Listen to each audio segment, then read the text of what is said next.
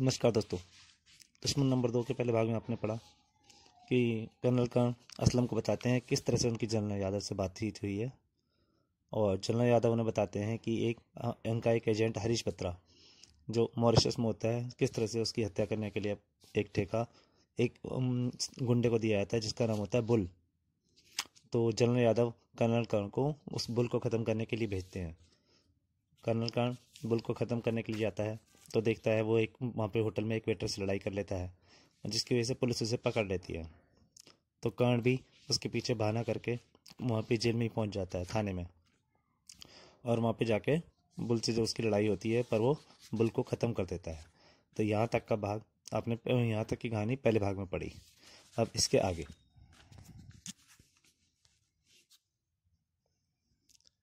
अब मुझे यहाँ से फरार हो जाना चाहिए। आगे बढ़कर उसने सिपाही को पुकारा, गार्ड यहाँ आओ, देखो यह कैदी मर गया है। गार्ड ने बुल की निश्चित पड़ा देखा तो दरवाजा खोला। क्या हुआ उसे? मुझे क्या पता। उसने भीतर कदम रखा। कर्ण तैयार था। ताड़ आह, यह चोट उसने हल्की मारी थी, इसलिए गार्ड सिर्फ बेहोश हुआ था। फुर्ती के साथ उसने गार्ड का रिवॉल्वर निकाला और बाहर निकल आया। कॉरिडोर के मोड़ पर दूसरा सिपाही मिला। हाथ ऊपर कर लो वरना शूट कर दूंगा। तुम बाहर कैसे आ गए? उसने निकट जाकर कर्ण से उसकी बात का जवाब रिवॉल्वर के रूप में दिया। आह, खटाक। बाहरी कमरे में इंस्पेक्टर मौजूद था, लेकिन वह नींद का आनंद उठा रहा था। सो रहा है, चलो अच्छा है। आधे घंटे बाद वह सुरक्षित अपने होटल में कमरे में पहुंच गया। Thanks God. और अगली सुबह वह नरजीत मलिक के रूप में वापस भारत जा रहा था। बुल की मौत की खबर सुनकर जनरल यादव खुश हो जाएंगे। उधर जनरल यादव के ऑफिस में जनरल यादव को वायरलेस पर एजेंट ने सूचना दे दी थी। सर, कर्नल कर्ण अपना काम पूरा करके वापस रवाना हो चुके हैं। गुड। कर्नल कर्ण कभी किसी मिशन से असफल होकर नहीं लौटा।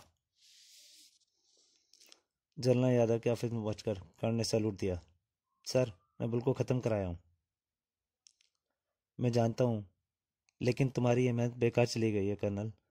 Relax and sit down. Karna बैठ गया। क्या बात है सर? मॉरिशस में हरीश बत्रा की हत्या हो गई है कर्नल। उसकी लाश वहाँ के एक ऐतिहासिक किले के खंडर में पड़ी पाई गई है।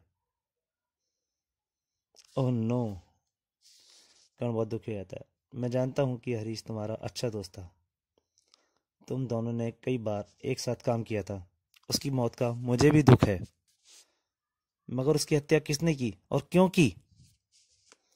किसने की है यह तो नहीं मालूम, लेकिन क्यों की है यह मैं जानता हूँ। हरीश के पास एक ब्रीफकेस था जिसमें बहुत ही महत्वपूर्ण कागज थे। वह कागजात हमारी रक्षा विभाग से संबंधित हैं। हरीश की लाश के पास से या उसके होटल से कमरे में कागजात का वाला ब्रीफकेस नहीं मिला है। हमें पता था कि कुछ विदेशी जासूस वह ब्रीफकेस प्राप्त करना चाहते हैं, लेकिन कागजात फिर भी हाथ से निकल गए हैं। इसीलिए हमने बुल को ख़त्म कराया और हरीश भी मारा गया। अब तुम्हें मॉरिशस जाना होगा कर्नल। उस दुश्मन नंबर 2 का पता लगाना होगा। मैं जरूर जाऊंगा सर। वह कागजात वापस लाने के साथ साथ मैं हरीश के कातिल से भी निपटना चाहूंगा। तो फिर तुम कल सुबह ही चले जाओ। हरीश वहाँ होटल प्लाजा में ठहरा हुआ था।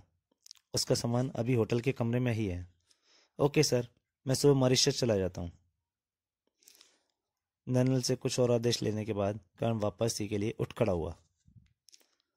मॉरिशस के होटल प्लाजा में कर्ण को दूसरी मंजिल पर एक कमरा मिला।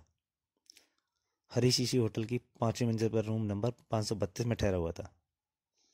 मुझे अपनी तफ्तीश का काम उसके कमरे की तलाशी से लेकर शुरू करना होगा। आधी रात के बाद वह होटल की 6ठी मंजिल पहुंचा। यही है हरीश का कमरा। जेब से एक बारीक ताक निकालकर उसने दरवाजे के लॉक में घुमाया। इस तरह के ताले मैं बहुत खोल चुका हूँ। कुछ ही क्षण में ताला खुल गया। भीतर पहुंचकर उसने दरवाजा बंद किया और लाइट ऑन कर दी। यहाँ की तलाशी ली जा चुकी है, शायद यह पुलिस की कार्रवाई है। लेकिन उसने अपने ढंग से हरीश की सामान की तलाशी लेनी शुरू कर दी। हरीश बहुत समझदार एजेंट था। अगर उसने कोई खतरा महसूस कर लिया था तो उसने अपने सामान में कोई न कोई संदेश जरूर छोड़ा होगा। लेकिन पूरी कमरे की तलाशी लेने के बाद भी उसे कोई सफलता नहीं मिली। कहीं कुछ नहीं है। फिर अचानक एक मिशन के दौरान कर्ण को हरीश की कई बात याद आ गई। हरीश ने एक बार कहा था कि कोई संदेश छुपाने के लिए कमरे का मुख्य दरवाजा सबसे सुरक्षित स्थान होता है, क्योंकि दरवाजे की ओर किसी का ध्यान नहीं जाता। वह तेजी से दरवाजे की ओर बढ़ा और टॉर्च के प्रकाश में दरवाजे का निरीक्षण किया।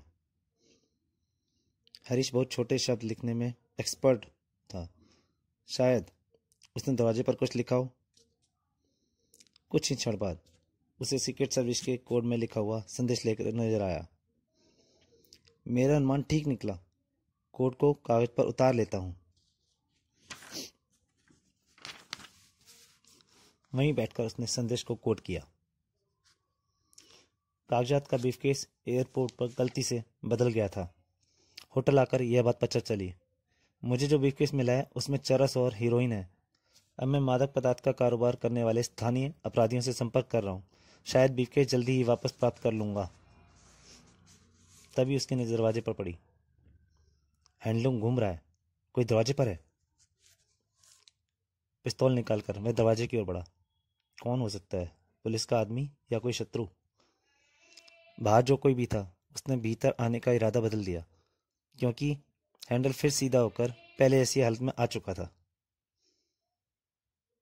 बाहर से किसी ने दरवाजा ना खोला तो कर्ण ने खुद ही दरवाजा बाहर झाँका। कोई भाग रहा है। वह नीग्रो दुश्मन का आदमी हो सकता है, उसे पकड़ना चाहिए। लेकिन तब तक नीचे मोड़ पर घूमकर गायब हो गया था।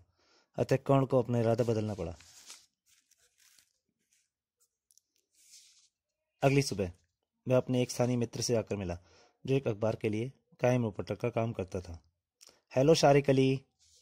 ओ कर्ण दी ग्रेट, तुम मॉरिशस कब आए? को कुछ औपचारिक बातों के बाद कर्ण ने उसे अपने आने का मकसद बताया और अंत में कहा, शारिक, मैं यहाँ पर ड्रग्स का कारोबार करने वाले अपराधियों के बॉस से मिलना चाहता हूँ। तुम क्राइम रिपोर्टर हो, इसलिए इस सिलसिले में मेरी मदद कर सकते हो। यहाँ पर अंडरवर्ल्ड का किंग एक फ्रांसीसी है। उसका नाम एडबर्ग है, लेकिन उससे मिलना आसान काम नहीं है। वह पब्लिक प्लेसेस पर नहीं आता और सिर्फ उन्हीं लोगों से मिलता है जिससे खुद मिलना चाहे। तुम मुझे उस तक पहुंचने का कोई तरीका बता दो, रास्ता मैं खुद बना लूँगा। मैं तुम्हें एक व्यक्ति का पता बता सकता हूँ। उसका नाम बेकर है और समझा जाता है कि वह एडबर्ग के लिए मुस्कुरी का काम करता है। वैसे बेकर पैसे के लिए कोई भी काम करने के लिए तैयार रहता है। बेकर का पता नोट करने के बाद कर्ण उठ खड़ा हुआ। उसी दिन रात को वह होटल से बाहर निकला और पैदल ही बेकर के मकान की ओर चल दिया। हरीश की हत्या में एडबर्ग का हाथ हो सकता है। उसके पास जब हरीश का ब्रीफकेस पहुंचा होगा तो कागजात का महत्व समझकर उसकी नीयत खराब हो गई होगी, और जब हरीश ने उसकी तलाश शुरू की होगी तो एडबर्ग ने उसकी हत्या कर दी होगी। अचानक अपने पीछे हाथ सुनकर वह घुर्ती से घूमा। चाकू उसके ऊपर से निकल गया। नीचे झुके ही झुके उसने दुश्मन के पेट में सिर की टक्कर मारी। उफ! धाड़! तभी एक दूसरा निग्रो अंधेरे से निकल कर आया। डिशुम! आहा! निग्रो ने उस पर छलांग लगाई, लेकिन कर्ण ने फुर्ती से अपनी जगह छोड़ दी थी। वो सीधा सड़क पर जाकर गिरा। धाड़! फिर वे तीनों ही साथ उठकर खड़े हुए। पहले निग्रो ने खंजर फेंक कर मारा, लेकिन अंजाम अच्छा नहीं हुआ, क्योंकि कर्ण नीचे झुक गया। आई! वो कर्ण के हटते ही वो खंजर दूसरे साथी को ही जाकर लग गया। उसी पल कर्ण ने छलांग लगा दी। उफ! लेकिन उसका दुश्मन लड़ाई की कला में पूर्ण दक्ष था। आहा! ठाक! उसके गिरते ही नीग्रो उसकी छाती पर चढ़कर बैठ गया और उसका गला दबाने लगा। गर्र गर्र। नीग्रो की पकड़ बहुत मजबूत थी। कर्ण ने अपनी मौत साफ नजर आ रही थी। गर्र गर्र गर्र। तभी से याद आया कि उसकी जेब में एक चाकू भी है। अतः उसने जेब से हाथ डालकर चाकू निकाला और खचाक उसे उस आदमी की पेट में घुसा दिया। आह! कर्ण ने उसे धकेल कर नीचे गिरा दिया। आह! तू भी बच नहीं सकेगा, मेरा बॉस तुझे जीवित नहीं छोड़ेगा। कौन है तुम्हारा बॉस? बोलो, तुम्हें किसके कहने पर मुझ पर हमला किया था? तू उसका कुछ नहीं बिगाड़ सकता। एडबर्ग बहुत महान है, वह तुझे मसल कर रख देगा। एडबर्ग! और कुछ पूछने से पहले ही निग्रो की गर्दन ढलक गई। दोनों लाशों को छोड़कर कर्ण उठकर चल दिया। तो यह हमला मुझ पर एडबर्ग ने कराया था, यानी उसे पता चल चुका है कि मैं हरीश की जगह यहाँ आया हूँ। होटल में मैंने जिस निग्रो को देखा था वह भी निश्चय ही एडबर्ग का आदमी था। एडबर्ग ने हरीश के कमरे पर पहरा बैठा रखा था ताकि जब कोई भारतीय एजेंट आए तो उसे पता चल जाए। अब मेरा एडबर्ग से तुरंत मिलना बहुत जरूरी हो चुका है। बेकर का मकान एक गंदे के मोहल्ले में था। कर्ण ने दरवाजे पर लटकी हुई जंजीर बजाई। ठक ठक। देखें यह बेकर क्या चीज निकलता है। दरवाजा खोलने वाले को देखकर कर्ण ने बड़ी मुश्किल से अपनी हंसी रोकी। किससे मिलना है? बेकर से। मैं ही बेकर हूँ, क्या काम है? चलो अंदर, फिर बताता हूँ। तो दोस्तों, इस कहानी का दूसरा भाग यहीं पे समाप्त होता है। इसके तीसरे और अंतिम भाग के लिए अगली कथा में अगले बार में इंतजार कीजिएगा। तब तक के लिए नमस्कार।